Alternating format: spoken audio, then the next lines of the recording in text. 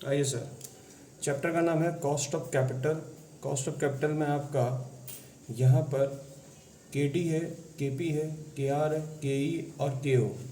Exam में इतने से टॉपिक से क्वेश्चंस आते हैं। के डी का मतलब होता है कॉस्ट ऑफ डेब्ट, इसका शॉर्ट नेम है के डी। के पी मतलब कॉस्ट ऑफ प्रेफरेंस शेयर्स, के आर का मतलब है कॉस्ट ऑफ रिजर्व्स, के ई का मतलब है कॉस्ट ऑफ इक्विटी शेयर्स और के ओ का मतलब ओवरऑल जो आपका होता है cost of capitals, weighted average cost of capital. इसको लिख लीजिए, एग्जाम में इस टॉपिक में से क्वेश्चन आएगा। हम लोग कैसे पढ़ाएंगे, हम लोग पहले ये पार्ट पढ़ाएंगे, फिर ये पार्ट, फिर ये पार्ट, फिर ये पार्ट, फिर ये पार्ट। ठीक है, चलिए sir. Short cost of capital का मतलब क्या होता है? कॉस्ट ऑफ कैपिटल का मतलब होता है जो आपने टाइम वैल्यू मनी में पढ़ा था कि आपका future value equal to present value into 1 + r power में n था।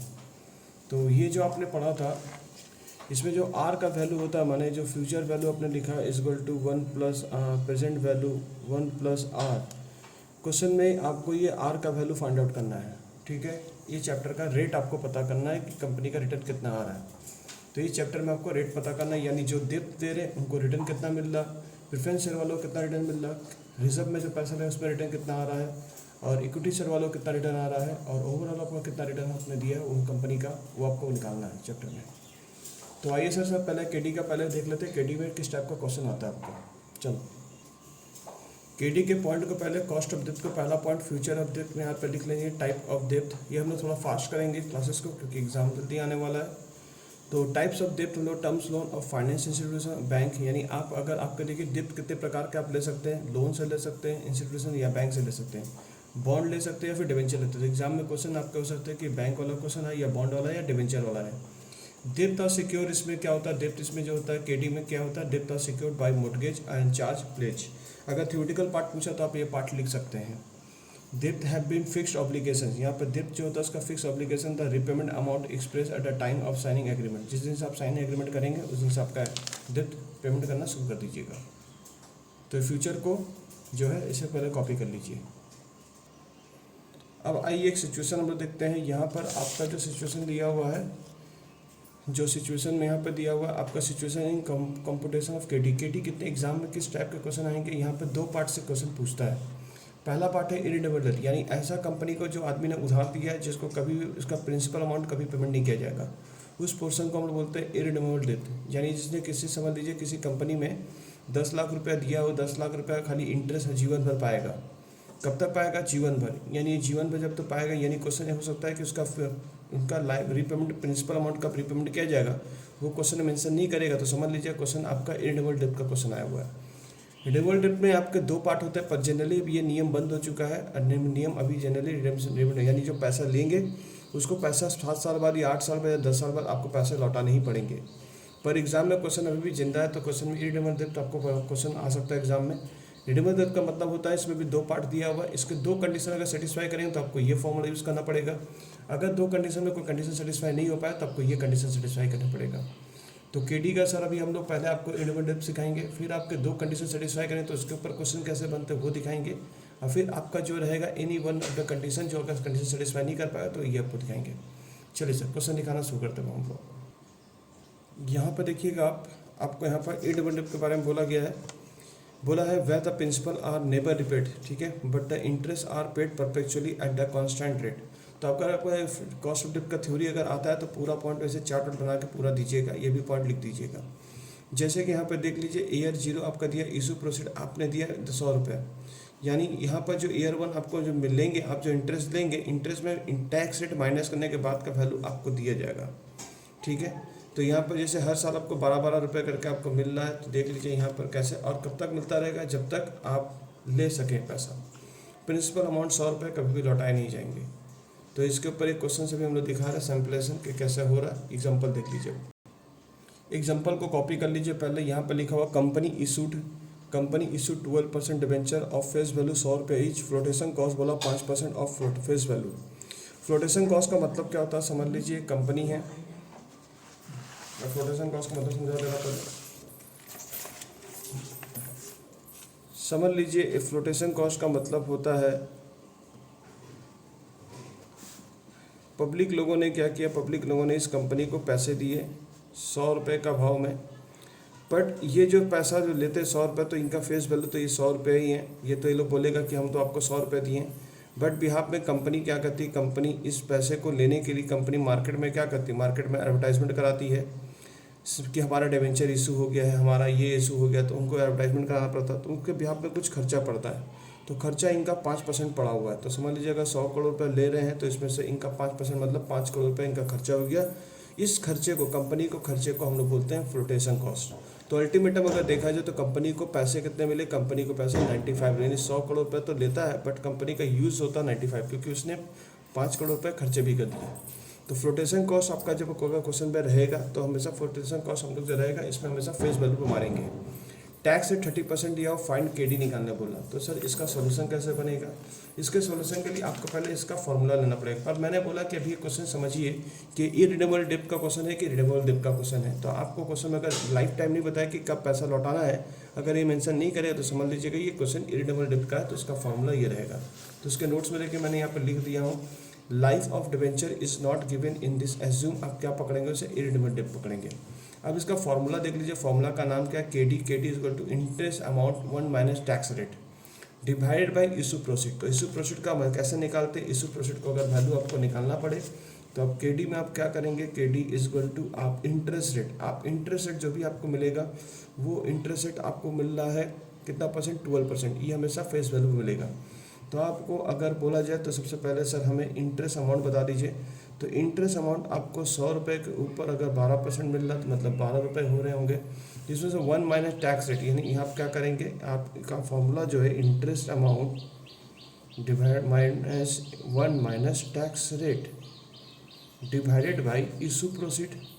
अब इशू प्रोसीड अगर बोला तो इशू प्रोसीड का मतलब कैसे निकलता है, इशू प्रोसीड जो निकलता है वो 100 रुपये आपके आने चाहिए थे, बट आपको 5% आपके फ्लोटेशन कॉस्ट माइनस कर लीजिएगा ऑफ फेस वैल्यू पे, यानी 5 रुपये। तो 95 रुपीज़ जिसे जो इशू प्रोसीड, तो 95 रुपीज़ आपका तो यहाँ आ गया 95 रुपीज़। 12 रुपये आपको इंटरेस्ट मिलने वाले 100 रुपये के ऊपर 12% रुपये उसमें 1 माइनस टैक्स रेट माइनस कर दिया। टैक्स रेट का मतलब 30%, तो 1% आप 0.30 करेंगे, तो यानी 0.17 हो रहा। तो इसका आंसर देख लीजिए कितना आ रहा, 12 इंटू 0.70।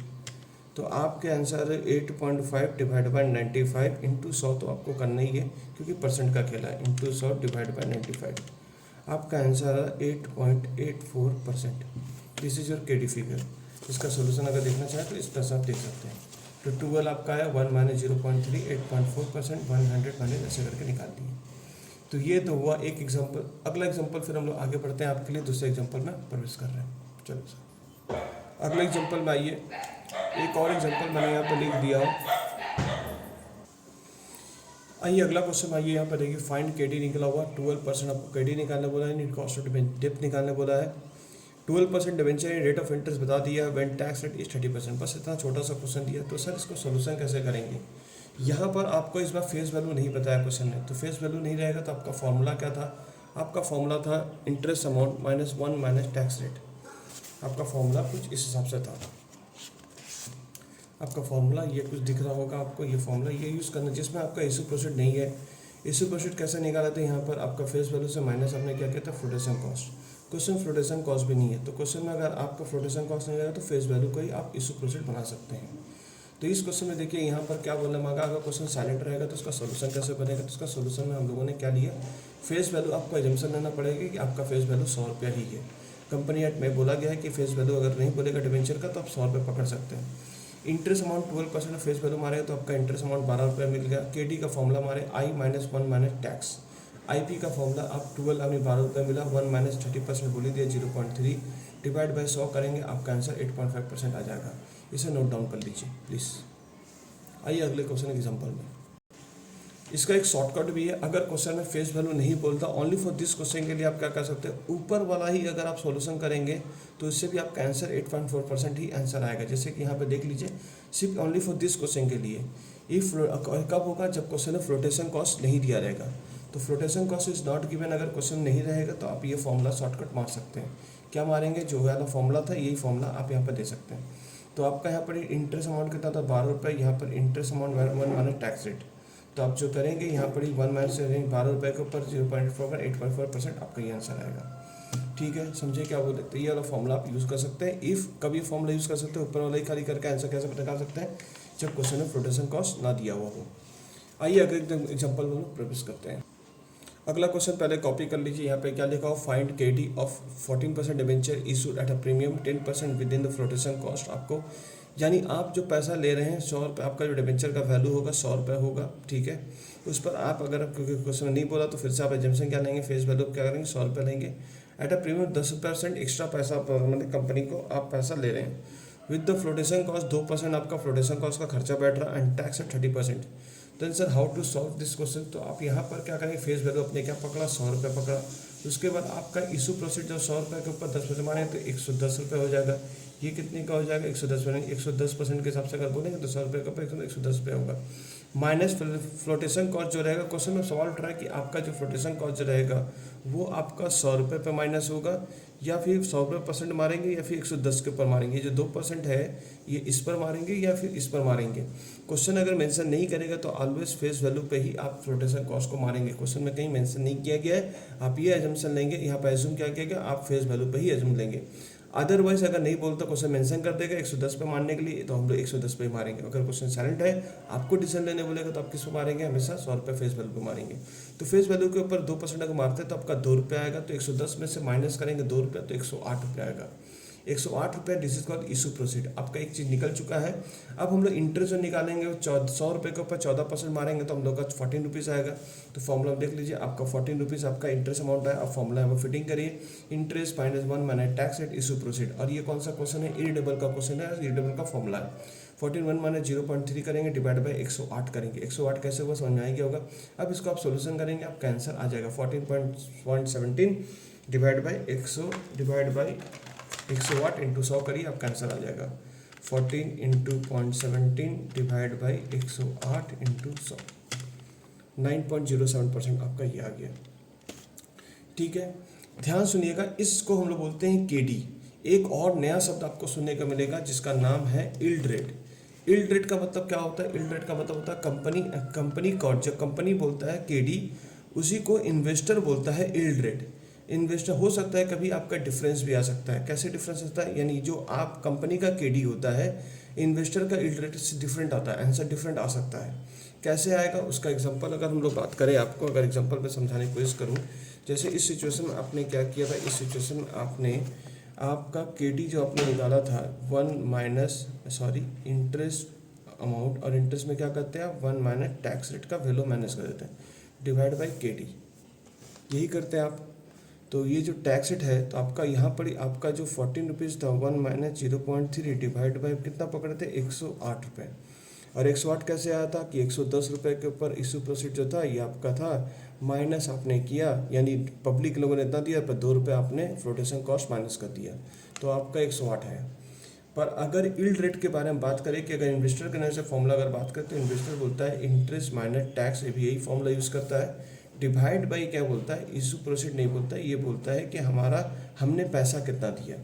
तो यहाँ पर ही 14 रुपये 1 माइनस टैक्स 0.3 बोलते हैं, पर यहाँ पर 108 नहीं, उन्होंने पैसा 110 रुपये दिया, तो आपको 110 रुपये यहाँ पर बैठाना पड़ेगा।